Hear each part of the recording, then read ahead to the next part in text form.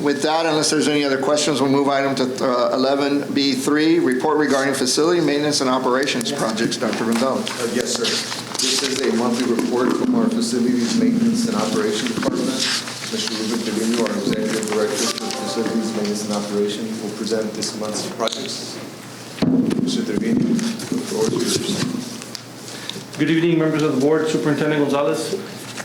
I'm here to present on the current ongoing projects and upcoming projects for the district. On this first slide here, you see our Agricultural Learning Center, which is the top right, which is the latest picture as of last week.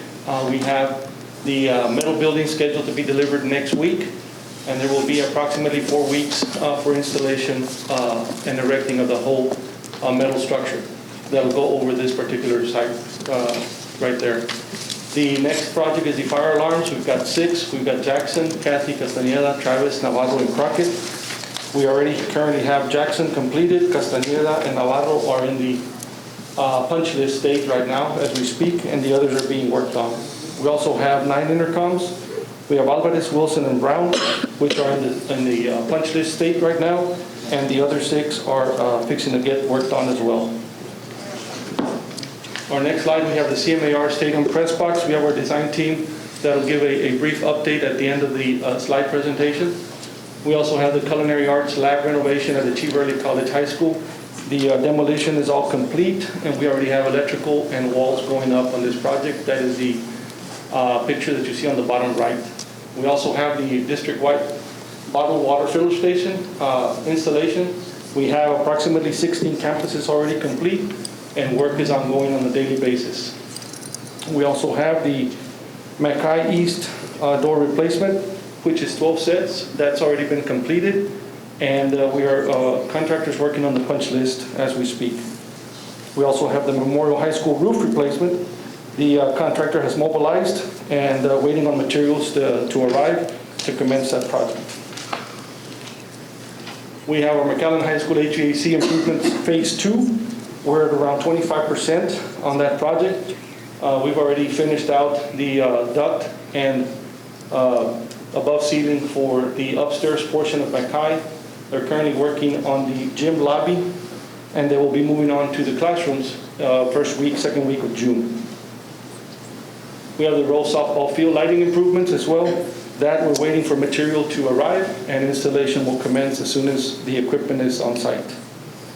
We also have the restroom partition replacements, which contract has been executed, material's been ordered, and just waiting on the delivery of that for the 5 campuses that you see there. We also have the Culinary Arts equipment RFCQ that went out, and we are waiting for a contract to get fully executed as well. We also had an RFCQ for some of our HVAC chiller installations, which is Alvarez, Jackson, and Travis. And we received quotes on Friday, and we will be proceeding with a purchase order this week. On the next slide, you have the portable remodel for Tech Center at the Chief Early College High School. On the bottom 2 left pictures, that is the portable that we're working on currently there. All electrical is up. That picture is about a week and a half old. Electrical is done, and they're installing drywall as we speak. On the bottom right, you see our technology relocation remodel over at FMO. That picture as well is about 7 to 10 days old. Now you see electrical being installed, and drywall will start tomorrow as all framing has been done already. Here we have some of the other upcoming projects. We have the McAllen High School and Memorial High School partitions. That's underway. The paving projects, the contracts were executed already. We received them today at FMO for those 7 campuses, and we're on schedule to start hopefully the first week of June, weather permitting. And we also started on our district-wide installation of purification systems as well. On the next slide, you have a maintenance stack note project update. And here you have all the different projects, some of them which I just briefly touched on. And you'll see the complete, ongoing, or upcoming, which is the status on the different maintenance tax note projects that we currently have for the district.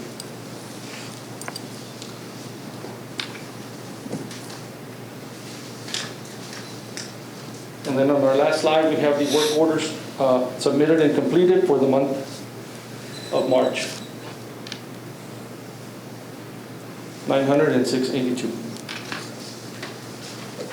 Any questions on this portion of the report? Thank you, Mr. Srini. Trustee Suarez. I have a question. I know you made a comment on the Culinary Arts that we're waiting for some contracts. Is that on our part, or is it on, what contracts are we waiting to be executed? On the Culinary Arts, Right. we are waiting right now for the equipment contract to be fully executed. Does that mean that we have not signed a contract? We're waiting on pricing? Correct. The contract is out there. We're just waiting for the vendor to go ahead and agree on the terms that we have so that the materials can be ordered. And what's usually the timetable on that? The timetable on the contracts can range. We have an example of our paving contract that is probably 30 days into it. Our Culinary Arts RFCQ has been out probably 45 to 60 days. So sometimes there's discussion between the vendors, questioning our contracts back and forth. So they can range. Is this the first time that they've dealt with a school district, wherever we're buying from? This particular company, no, sir. Just wondering why it would take 60 days to execute a contract that they're normally, they go out for the contracts, they deal with schools, but every time it takes this long and then it turns into 90 days and then it's not executed before school starts. Correct. So what can we do is there anything we can do as the administration to expedite that? They're already working on that. I believe they had a couple questions, and purchasing has already sent the contract back to them to see if they can agree on the terms and conditions, and then they can go ahead and move forward. Just one more question. When you say terms and conditions, do they not know the terms and conditions when they bid for the project? The terms and conditions can vary, but the best person to answer that would be Mr. Crane or Ms. Gonzalez when it comes to terms and conditions with different contracts. Ms. Gonzalez? Hi, can you hear me? Yes. Hi, good evening. Yes, so when we put that request for cooperative quotes out, we do put our contract.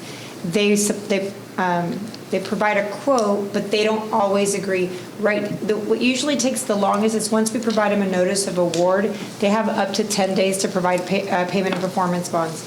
Sometimes if the bonds, and I believe for this one, they put the wrong information on the bond, so it has to go back to the surety company, and it's on the contractor side. There's nothing we can do on that end. And until they get updated bonds, then they provide them to us, and at that point, legal will approve. So it's been approved on our side, but it's on the contractor side. They in fact sent an email today. They had some questions about some invoicing for storing the equipment because they pre-ordered it.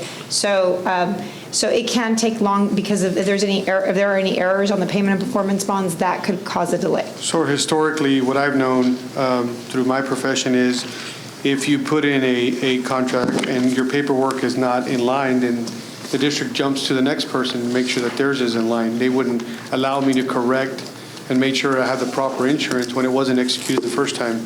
And the reason why I'm asking that is because all this is causing delays for our district. So is that something that we practice here, that if somebody gets awarded and they don't have the proper documentation, we go on to the next person, or do we give them 30 to 60 to 90 days to make it right?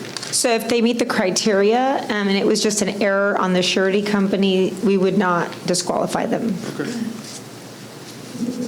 Quick, Trustee Young?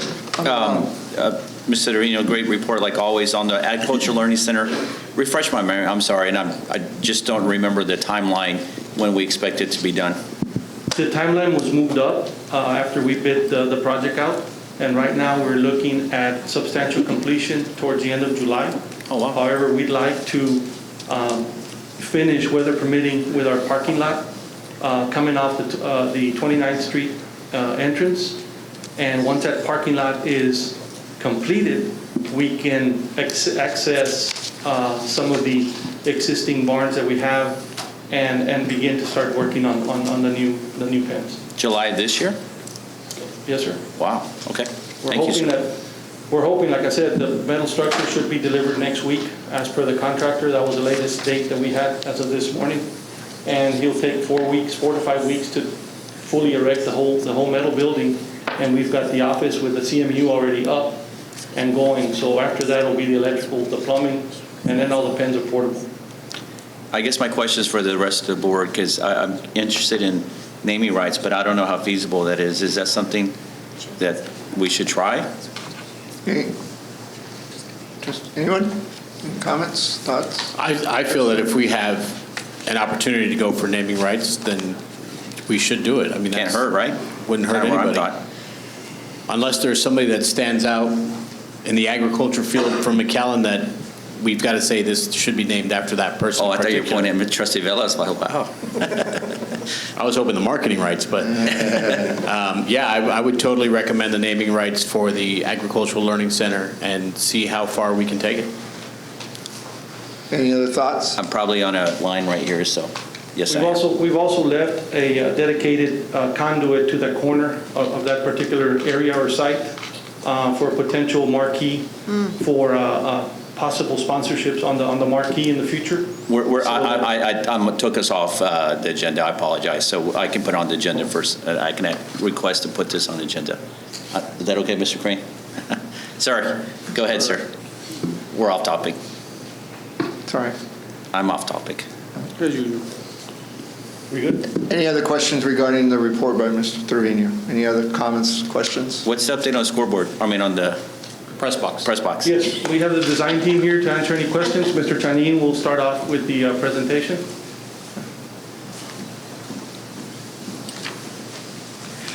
Hi, good evening.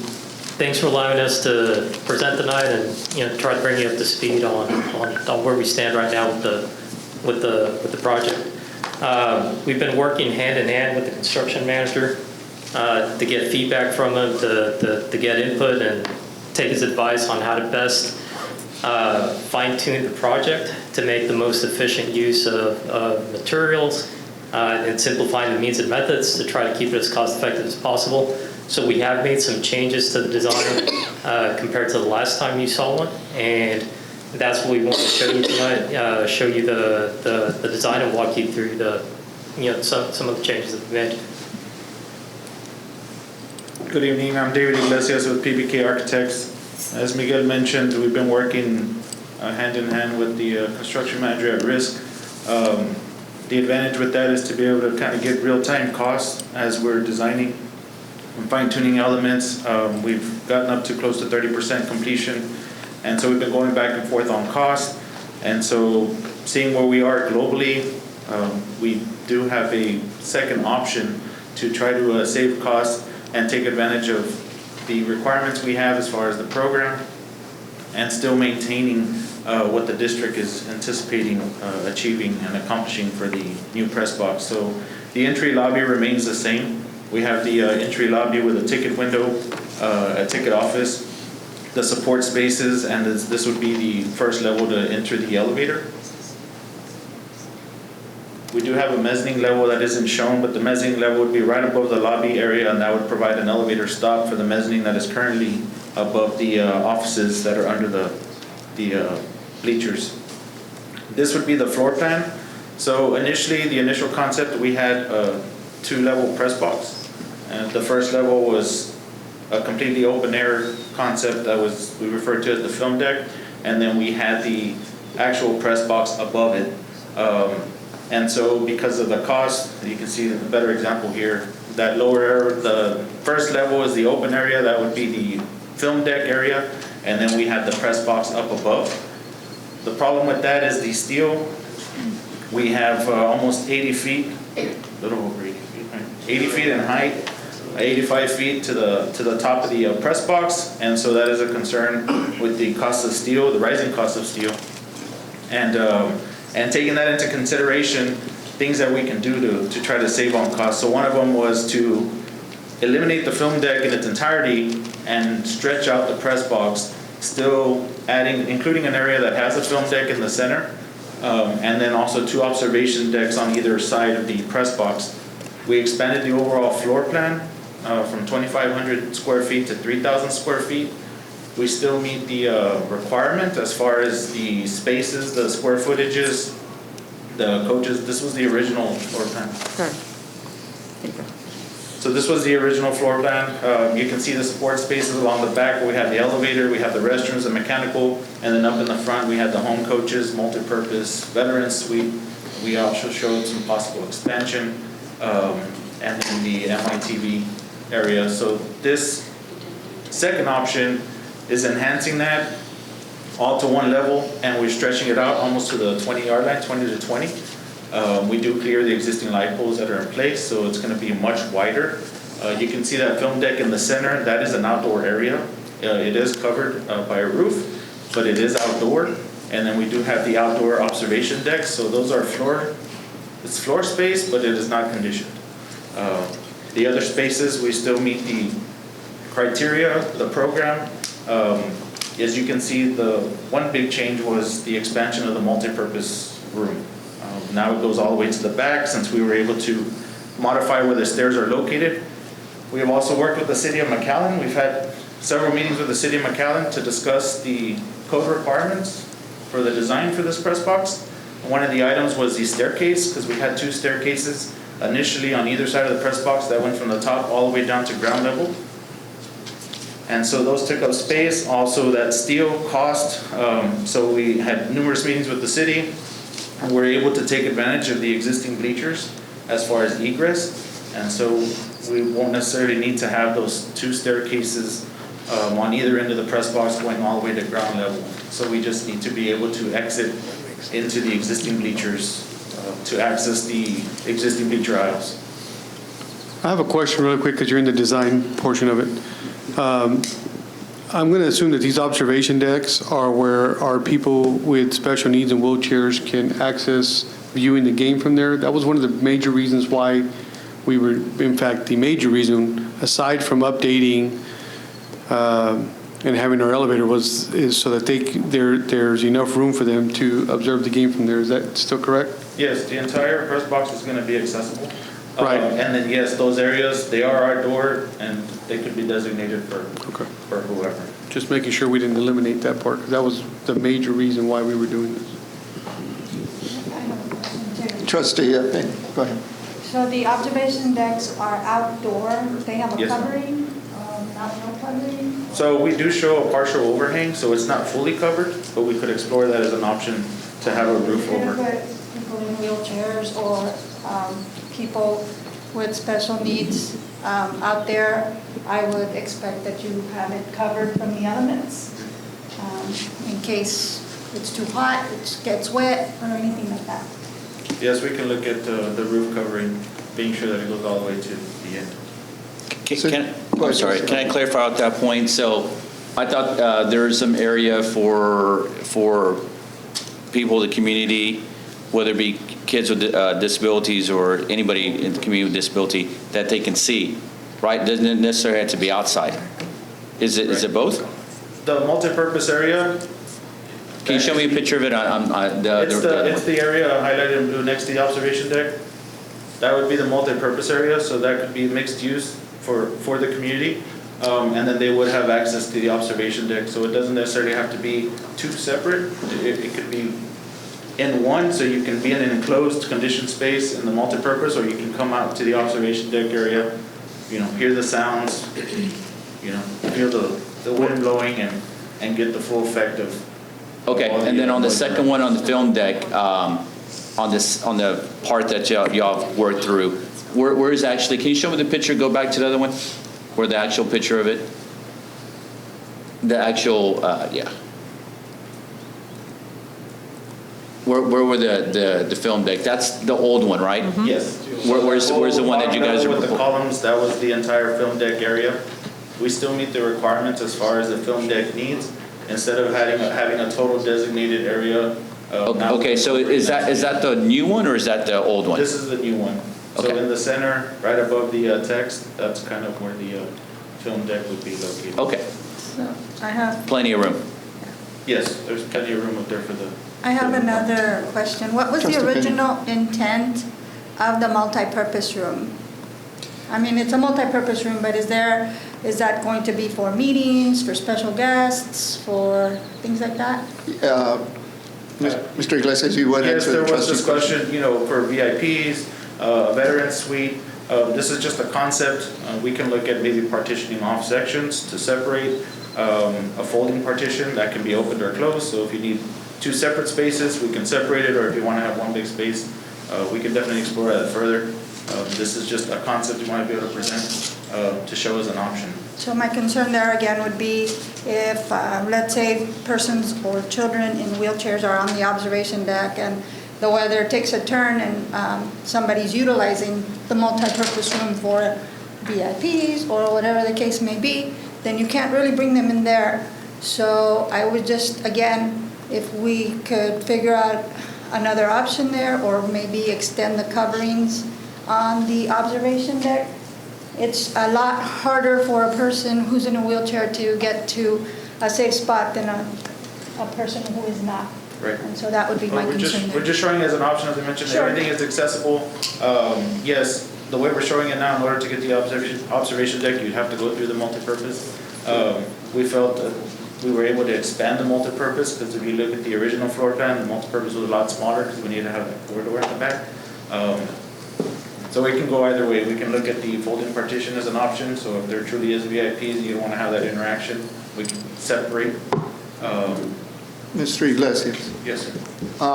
if I recall correctly, and you know, my memory may be bad, but going back to Trustee Peña's point and Trustee Alvarado's point, I recall the original plan, and I understand it was 2 levels, did have where individuals would come off the elevator and almost in front of them, there was going to be an open glass area with a designated that for them, they could go right there, and that would be understood that would have priority, because as you know, under the Americans with Disability Act, just like in restrooms, they get first priority. If they're going into their stall, everybody should let them in. Here too, they would have that free space that was going to be designated for them. And if it wasn't being used, in other words, it wasn't part of a room, it wasn't part of a corridor, it wasn't, then something else could be used, but that was going to be, it was going to be marked as designated for physically challenged people. So, correct me if I'm wrong, but that's what I remember seeing, that was Yes, we did have, for the open film deck, originally you can see there those rectangles on either side. That was to designate, you know, handicap seating, ADA accessible seating.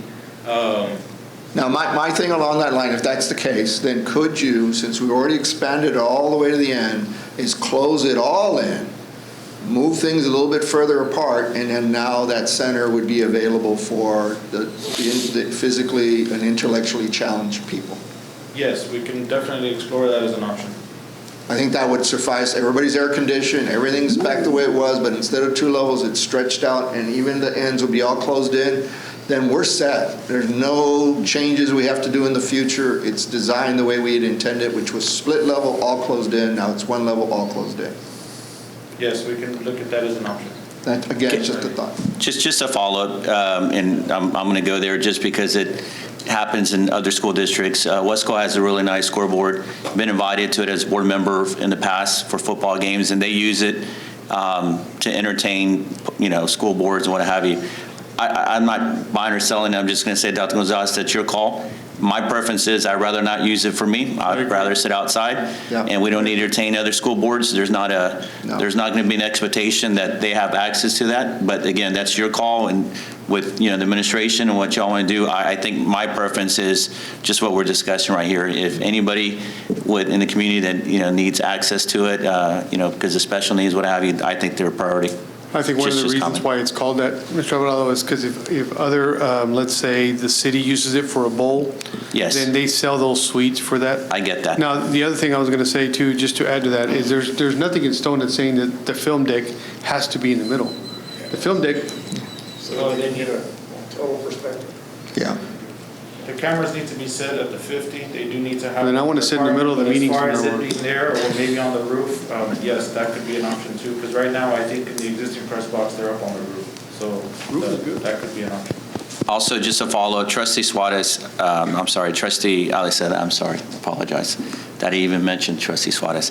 Had talked about recognizing our student athletes in the past, you know, having a little room. Mm-hmm. Will we still have access, like on the walls and all that, to put athletes, our student athletes' achievements and all that stuff. We can definitely have a graphics package to memorialize, yes. Awesome. Athletes and their achievements. You had mentioned that, right? Yeah. Any other comments? Trustee Footing? Yes. I'm sorry. I'm going Yes, to direct Mark. this question to the media guys in the back, Mr. Berry, Mr. May. When we're talking FilmDeck and we're talking camera crews, I know that the local TV affiliates, they're always on ground level. How many coaches or how many other teams do they provide their camera crews? And is it something that necessitates a 25 by 13 deck, or is that something that we can put elsewhere? Mark, did you want to answer this or me? Go ahead. Well, traditionally, for the most part, most media is going to be on the floor because they're going to get the highlights. So for the most part, it'll be, people doing a live broadcast. So if somebody comes in for a live broadcast, that's what you're looking at. But for the most part, But for the besides live our- broadcast, and I hate to interrupt, we do have 2 radio booths that could easily flip to the live broadcast booth. So, my question is about the opposing teams and the camera crews and our teams and the camera crews. Do we need a 25 by 13 deck for them?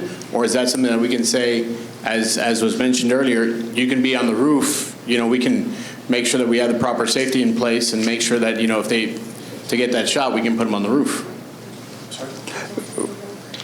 for the most part, you're correct. I mean, most football teams will bring 2 cameras, a tight shot and a wide shot. Mark? Yeah, just to add, I'd have to check on the dimensions to see exactly how much space they need, but in terms of number of cameras, I would say probably 3 to 4 cameras. Because if you do a college bowl game, they'll probably want 2 cameras up there, one for a wide, one for a tight. I know right now we have MITV is up there with a bird's eye view, and then you have one film person from each team. So typically there's 3 that are being used. Typically, there's 3, so if we say we need room for 6 cameras, we could eliminate that film deck and essentially put them on the observation deck on each side. Well, I know they prefer to be around the 50-yard line, like between the 45s, but I know just to add, one of the items, one of the requirements with City McAllen was the NAIA requirement for the College Bowl. So we can look at what that impact has as far as the size of that film deck. And then the other thing is for band competitions, the judges need to be able to be outdoor to hear the sound. So that area of film deck could also be utilized for that. All right, thanks for clarifying that. Can y'all talk about the price? I mean, we made some changes. Are we still in budget? Kind of go over that and completion date and all that. So that's what we're working towards. We think with this option, it puts us within striking distance where we need to be close to the budget. But as far as meeting the original $3 million budget at this point, based on the circumstances we're facing with the structural steel, material costs, and so forth, the original budget, we would not be able to achieve it as the original design. With this, we can get close. We're thinking that this design can get us somewhere between 3.5 to 4 million. Wow. What's the city's response to that? This is the first time we've presented this option. Okay. I just want to be clear again, getting back to the individuals with physically challenged, especially wheelchairs, crutches and the like. Where would they fit in if we put in a designated area here? And it can't be that room. Now, I know the city of McAllen may need that for their bowl games and those events, and that creates a real challenge, and we may not be able to change that. But in all fairness, to the degree you can tell us, Mr. Iglesias, where could you fit it in for us? Because that still remains an requirement. We still need to work out each of the spaces. This is a concept we put together quickly the last couple of days to be able to present, to you guys this evening.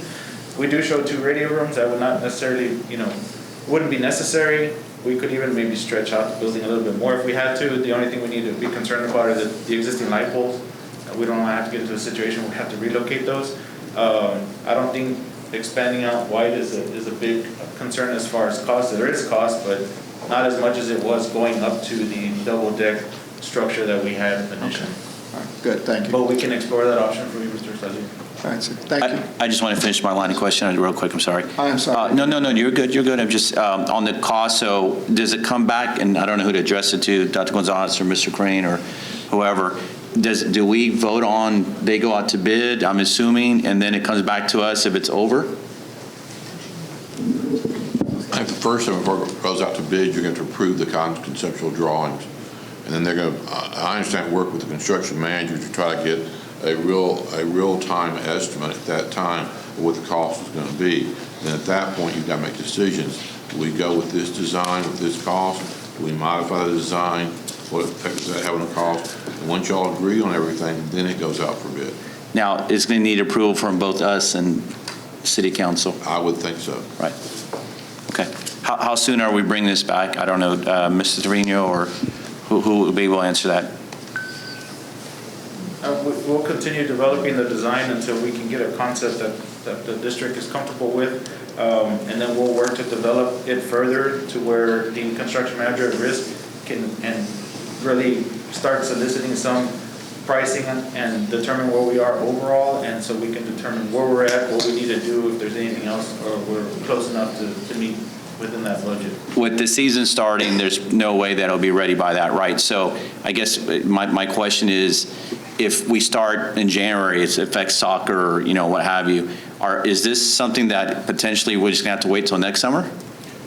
As far as construction, it would not necessarily be a hindrance to activities going on in the stadium because it's being built behind the existing bleachers. But we are looking at a 12-month construction timeline from beginning to end. So if we can get to a GMP, establish the budget, contractor can get the contracts, vendors contracted and on board and start. If we can start in August of this year, then that puts us hopefully completion August 2022 prior to the football season. Thank you.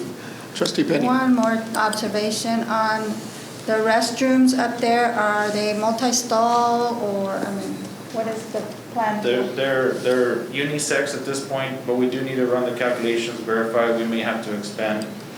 We can do designated, or we can add urinals in both to get the flexibility.